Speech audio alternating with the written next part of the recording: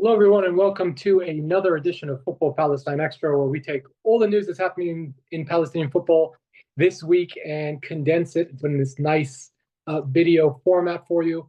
A couple of things I want to talk about this week. It's been a week where a lot of things have happened, so we're going to talk about the squad that was announced on Friday, I believe. We'll talk about potential transfers, changes to the foreign player rule in Qatar and Libya. And we will also talk about the Arab Cup draw that is slated for this Sunday, Sunday the 25th of May, for a competition that will run from December 1st to December 18th later this year. But before we get into any of that, I want to thank the premium subscribers who pay a monthly fee to make the work that I do possible.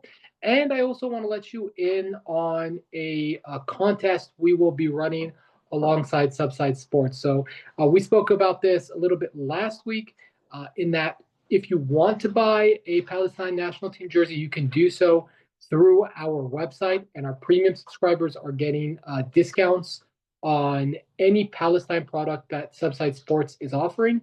Well, now what we're going to do for our subscribers, both free and paid, is give them an opportunity to win a national team shirt from Kelme. Shirt of your choice can either be the white home one or the red away one. And the only thing you need to do to enter is to subscribe to us on Substack. So if you are watching this and you aren't subscribed, go ahead and subscribe. And we sort of deliberated on how the draw would be conducted. What we're going to do is we're going to favor, or it's not favor, but at least give an added chance for our paying subscribers to win the shirt. So if you are a free subscriber, that is one ticket into the raffle. And if you're a paying subscriber, you get 100 tickets into the raffle. So what I would like to do is reach that magic number of 1,000 total subscribers. We're at about 870, 880 right now. So I'd like to surpass 1,000 subscribers overall. And then obviously an incentive for you guys, if you want to win the jersey, go ahead and upgrade to a paying subscription. You will 100x your chances at winning this jersey. And it's your choice. If you win the raffle, you can choose either the white home or the red away. We'll announce it a little bit later this week on social media, but just want to let you know first things first, because chances are if you wait for these videos on a weekly basis, you are a very, very committed subscriber, either free or paid. So now with that out of the way, I want to tackle, I think, what is the main news story, which is the squad that was announced. This is the squad that will participate in the last two games of round 3 Asian World Cup qualifying against Kuwait on June 5th in Kuwait City and against Oman in Amman, Jordan on June 10th. So we got a squad of 27 players, 4 goalkeepers amongst them, and a couple things looking over this squad that really hit me. One is, I think the average age of this side is decreasing, and I actually looked at the last squad Mekram Daboub called up in November, and this squad on average is about 1.3 years younger. Many players who are on the wrong side of 30 have been removed or no longer selected, shall we say.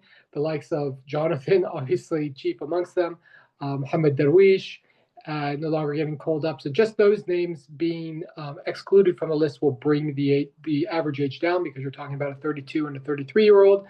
Islam Batran and Mahmoud Aid were not part of that November squad, but those are also 2 players that I spoke about in the article I wrote. Players that are in their prime, objectively have had the best seasons of their respective careers. Islam Batran is the leading goal scorer in the Lebanese league. Mahmoud Aid has put together 3 straight seasons of 20 total goal involvements with Bangkok United. You could say that on form, both of them deserve to be in the squad, but they're not here. And I think that's kind of with an eye to prepare this squad for the 2027 Asian Cup. So if you're not a starter and you are above 30, as long as it's not a problematic position like center back, chances are you probably aren't going to get called up into the squad. And the exceptions here are goalkeeper, where there really isn't a natural backup to Rami Hamade, and center back, where there's just a dearth of of options.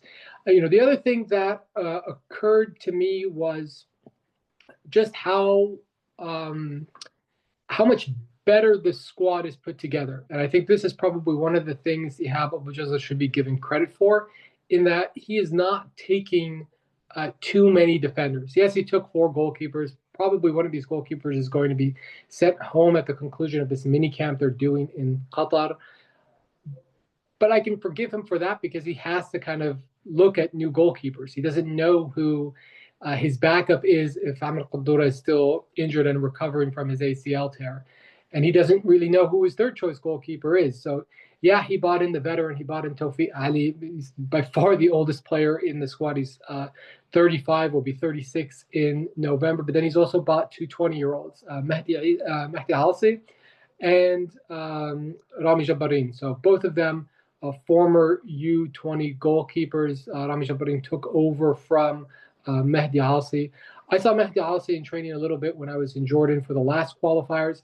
I think he has something. The only thing is he's not playing, right? Because he doesn't have a club. But I do think he has potential.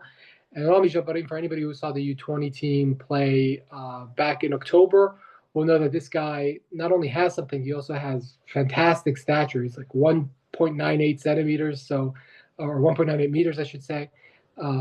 Tall, has the physical capabilities, showed that he was capable also of making good decisions. Still a little bit raw because he's just turned 20 back in March. But if you don't have goalkeepers, you need to be giving young players a chance, because you want basically the next generation to be ready.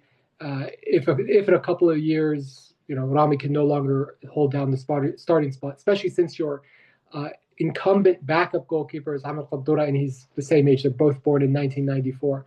So you need to prepare the young generation. So I'm not really against what has been done here in calling for goalkeepers. Defenders, only 8 defenders. Again, I just think this is a breath of fresh air. One of the things that I really didn't like about Makram Dabbouh is the squad he took to the Asian Cup had 4 goalkeepers and then had so many defenders, 3 left backs. I forget how many center backs, but I just remember Mehdi Isa being there and, not getting a kick of the ball. And then you had also Yasser Hamad, and you also had Mohamed Salah, and you also had Michel Termanini.